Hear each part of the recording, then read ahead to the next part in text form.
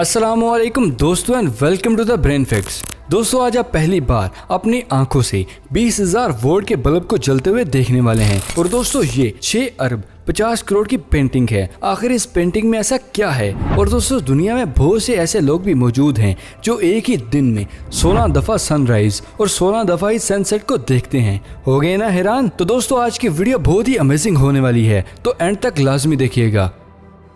Number 9, जमीन पर सभी जानदार के लिए ऑक्सीजन का बहुत बड़ा सोर्स ट्रीज और प्लांट है, क्योंकि इनके बगैर तो हमारा सांस लेना तक मुश्किल, जिंदा रहना भी मुमकिन नहीं। और इसी की एक एग्जांपल है आउटर स्पेस, जहां पर आप नॉर्मल सिचुएशन में किसी भी प्लांट को ग्रो नहीं कर सकते। और यही वो वजह है जिसकी वजह से जब भी किसी एस्ट्रोनॉट को आउटर स्पेस में भेजा जाता है तो उसकी ऑक्सीजन एक सिलेंडर में भर दी जाती है। लेकिन अगर हम किसी भी तरह से आउटर स्पेस में किसी भी प्लांट को ग्रो कर भी लें तो आपको यकीन नहीं होगा कि ये बहुत ही हैरानकुन बात मानी जाती है। मैं ऐसा इसलिए बोल रहा हूँ दोस्तों क्योंकि बहुत ही कम लोग ये जानते हैं कि इस सेक्टर में हमने बहुत ही तरक्की हासिल कर ली है, जहाँ पर यूके के एक इन्वेंटर ने इस पूरी दुनिया की सबसे पहली मैन मेड बायोलॉजिकल लीफ को बनाकर तैयार किया है, जिसको सिल्क लीफ के नाम से जाना जाता है। इस लीफ को सिंथेटिक स्किल प्रोटीन के मिक्सचर से क्लोरोफास को सस्पेंड करते हुए कुछ इस तरह से डेवलप किया जाता है कि ये सिंथेटिक लीफ बहुत ही छोटी अमाउंट में वाटर और कार्बन डाइऑक्साइड को ऑब्जॉर्व करते हुए एक नेचुरल लीफ को बना सकते हैं।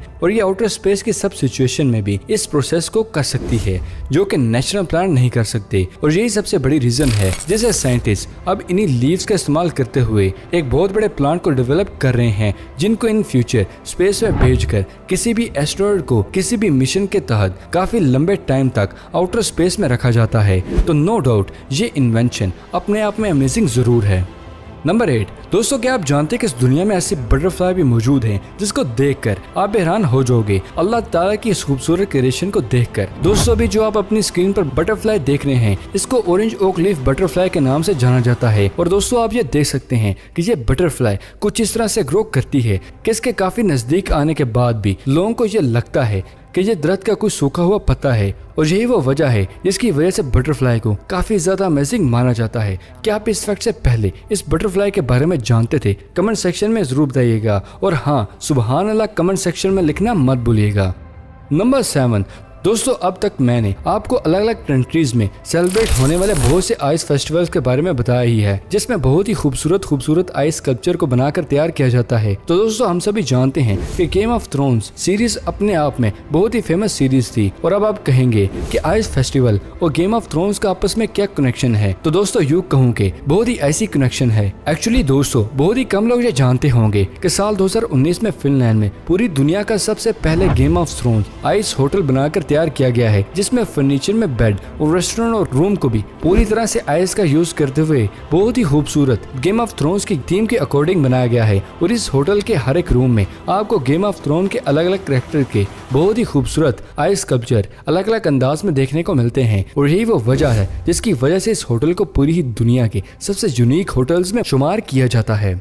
नंबर 6, अगर मैं आपसे पूछूं कि आप 24 घंटों में कितनी बार सनसेट और सनराइज को देखते हैं तो आप में से बहुत से लोगों का जवाब होगा एक ही बार, जबकि मैक्सिमम केस में 2 से 3 बार हो सकता है, क्योंकि बहुत से कंट्रीज में रात में भी कुछ देर के लिए सन निकलता है। और वही मैं आपको कहूँ कि इस दुनिया में बहुत से ऐसे लोग भी मौजूद हैं जो एक ही दिन में 16 दफा सनराइज और 16 दफा ही सनसेट को देखते हैं। तो आप यकीन करेंगे एक्चुअली बहुत ही कम लोग ये जानते होंगे कि इंटरनेशनल स्पेस स्टेशन पर मौजूद साइंटिस्ट एक दिन में 16 दफा सनसेट और 16 बार सनराइज को देखते हैं। और इसके पीछे की रीजन आईएसएस की ट्रैवलिंग की स्पीड। एक्चुअली आईएसएस तकरीबन 27,520 किलोमीटर पर आवर की स्पीड से जमीन को ऑर्बिट कर रहा है, जिसका मतलब है कि आईएसएस हर 90 मिनट में जमीन का एक पूरा ही चक्कर लगा लेता है, जिसकी वजह से वो हर 19 मिनट में एक सनराइज और एक सनसेट को देखता है। और इसीलिए आईएसएस में काम करने वाले साइंटिस्ट एक ही दिन में 16 बार सनराइज और 16 बार सनसेट को देखते हैं। और ये चीज अपने आप में बहुत ही अमेजिंग है, क्योंकि कुछ गिने चुने ही लोग हैं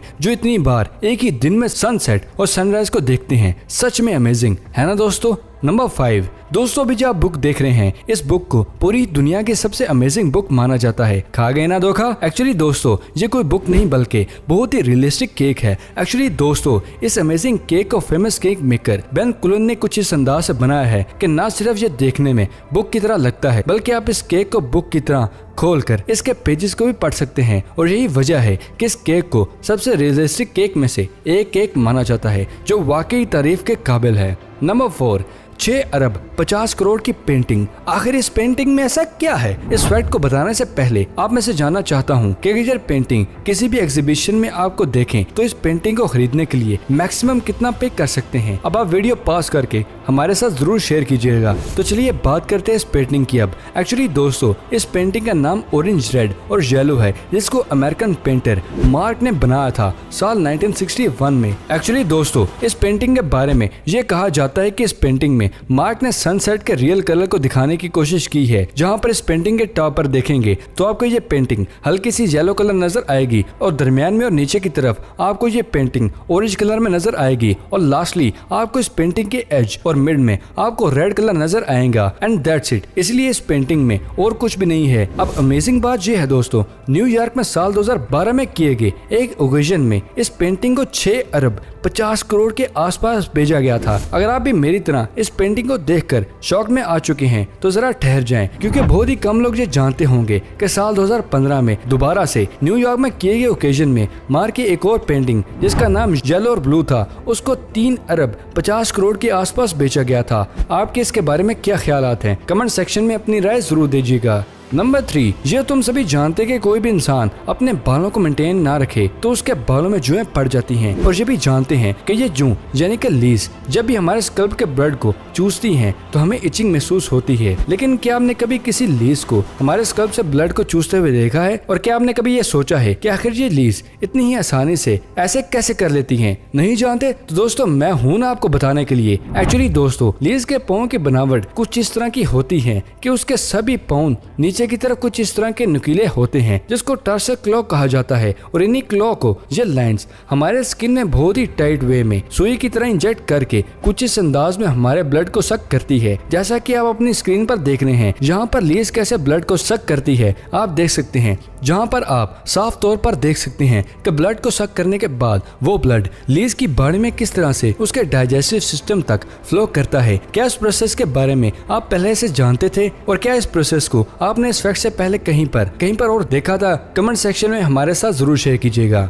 नंबर 2, दोस्तों आपने विंटर सीजन में समंदर के पानी को जमता हुआ जरूर देखा होगा और ये प्रोसेस देखने में सिंपल सा लगता है। लेकिन दोस्तों क्या आप जानते हैं कि किसी भी समंदर का पानी किसी भी सिंपल प्रोसेस से नहीं बल्कि बहुत ही ड्रामेटिक तरीके से जमता है? नहीं समझे? तो दोस्तों तैयार हो जाएं कुछ कमाल का देखने के लिए।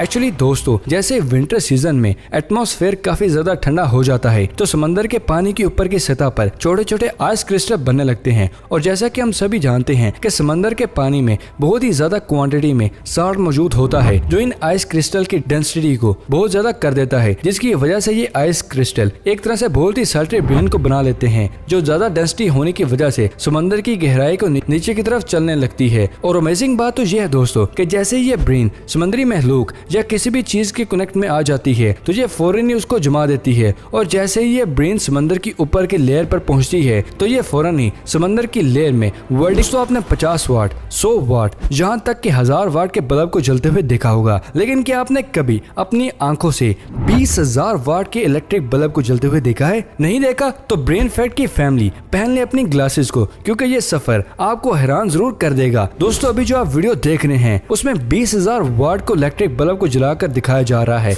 एक्चुअली अभी जो आप वीडियो देख रहे हैं उसमें आपको 20,000 वाट के इलेक्ट्रिक बल्ब को जलाकर दिखाया जा रहा है। असल में दोस्तों ये एक एक्सपेरिमेंट था जिसको साल 2016 में यूके में कंडक्ट किया गया था। और आप ये जानकर हैरान हो जाएंगे कि इस बल्ब की रोशनी इतनी ज्यादा तेज थी कि इस बल्ब के आसपास के इलाके में रात को दिन में कन्वर्ट कर दिया था। सिर्फ इतना ही नहीं दोस्तों, बल्कि ये यूके की हिस्ट्री का एक्सपेरिमेंट कुछ अजीबोगरीब एक्सपेरिमेंट में एक एक्सपेरिमेंट माना जाता है। तो आप ये कह सकते हैं दोस्तों कि इस बल्ब की रोशनी तो बहुत दूर तक जरूर दिखाई दी होगी।